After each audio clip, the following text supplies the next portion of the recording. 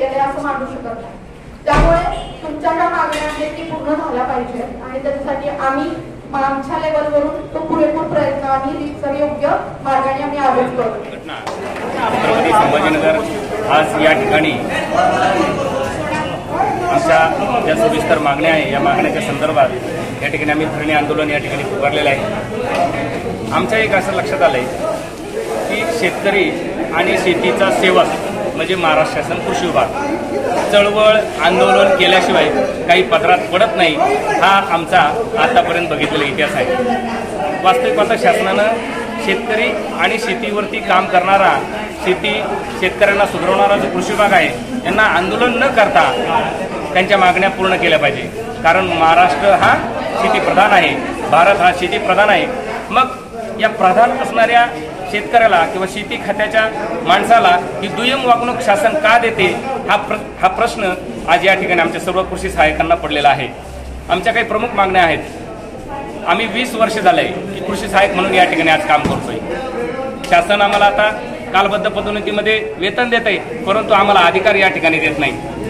जर आम्हाला पदोन्नती जर मिळाली तर शासनावरती कोणत्याही प्रकारचा आर्थिक भार या ठिकाणी पडणार नाही ही एक प्रमुख मागणी आहे। 4:1 याप्रमाणे आमचा रेशो या ठिकाणी शासनानं फील्डवरती ठरवावा ही एक मागणी आहे। आम्ही डिजिटल सर्व भारत सर्व महाराष्ट्र डिजिटल होतोय, मग शेतकऱ्यांना डिजिटल शासन का करत नाही? शेतकऱ्यांच्या कृषी अधिकाऱ्याला शासन डिजिटल का करत नाही हा खूप मोठा प्रश्न या ठिकाणी पडलाय।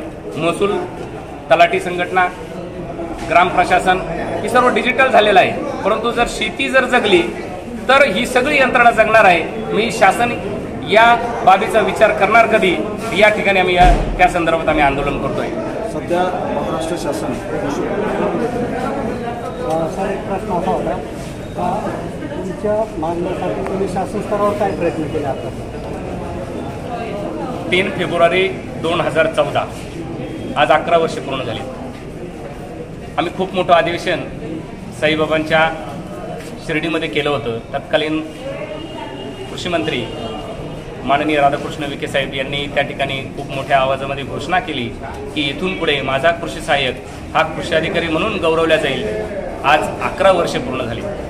त्यानंतर येणाऱ्या प्रत्येक कृषी मंत्र्याकडे आम्ही ही आमची मागणी केली, परंतु आतापर्यंत ही मागणी पूर्ण झाली नाही, म्हणून आम्हाला हे आंदोलन करण्याची वेळ या ठिकाणी आलेली आहे।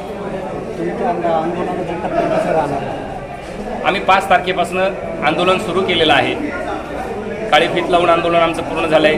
9 तारखेला आम्ही ऑनलाईन काम बंद केलंय। सर्व शासकीय व्हॉट्सअप ग्रुपमधून देखील आम्ही बाहेर पडलोय आणि 15 मे पासून आम्ही पूर्णपणे कामकाज या ठिकाणी आमचं बंद केलेलं आहे। तरीही शासनानं आमच्या मागण्या मंजूर केल्या नाही, म्हणून आम्ही 19 तारखेला माननीय जिल्हाधीक्षक कृषी अधिकारी सर्व महाराष्ट्रातल्या या ठिकाणी धरणे आंदोलन पूर्ण केलंय आणि आज विभागीय कृषी सहसंचालक या ठिकाणी आंदोलन केलंय। आणि आजही तोपर्यंत जर शासन आमचा विचार करत नसेल तर आम्हाला कृषी आयुक्त या कार्यालयावरती धडक महामोर्चा आम्हाला नेण्याशिवाय आमच्यासमोर पर्याय नाही।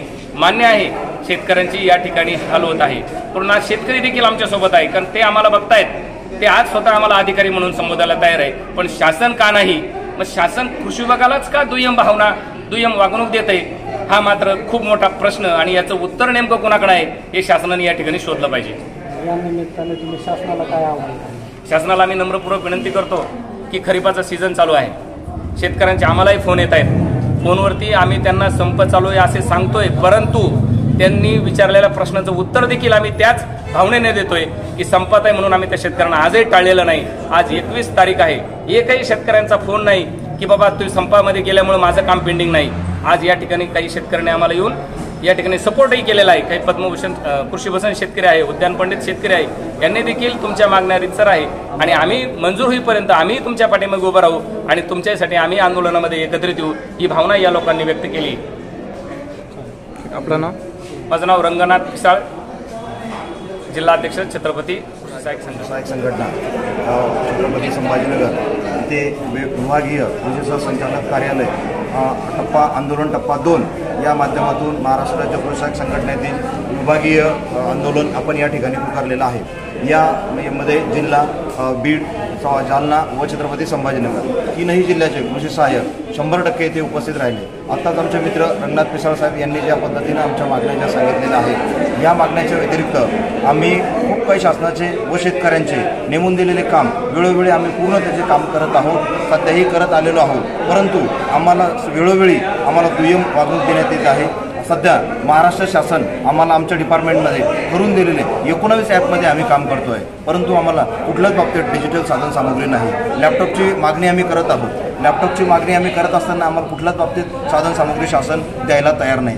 आणि 2014 पासून 12 ते 14 पर्यंत आम्ही एवढा पाठपुरावा केला की आमचं पदनाम बदल द्यावं, परंतु ते पदनाम बदल आम्ही आम्हाला न देता इतर काही शासनाने काही केडरला समकक्ष अधिकारी कक्ष आमच्या वर्ग 3च्या त्या लोकांना सुद्धा दिलं. आमच्यापेक्षा चतुर्थ श्रेणीतल्या कर्मचाऱ्यांना सुद्धा त्यांनी पदनाम बदल करून दिलेला आहे. आमची कृषी सहाय्यक संघटना आमच्या या सर्व याच्या माध्यमातून आम्ही शासनाला हीच विनंती करतो की आमच्या ज्या काही प्रमुख मागण्या आहेत त्या प्रमुख मागण्याला कुठल्याच प्रकारचा शासनाच्या तिजोरीवरती भार पडणार नाही आणि जे आम्हाला आवश्यक आहे आणि आम्हाला शासन देऊ शकतं आणि आम्हाला ही सुद्धा खात्री आहे की शासन या आमच्या मागणीचा निश्चितच चांगल्यापणे विचार करून आमच्या जे आंदोलन जे आहे हे आंदोलन लवकरात लवकर सोडून आम्हाला जे काही आता खरीप हंगाम जे आहे खरीप हंगामाला आमचे सर्व कृषी सहाय्यक आम्ही हसत हसत शेतकऱ्यांसमोर जाऊ ही सर्वांच्या वतीनं मी एक विनंती करतो. मी राम जाधव, छत्रपती संभाजीनगर महाराष्ट्र राज्य कृषी सहाय्यक संघटनेचा विभागीय सचिव म्हणून आहे.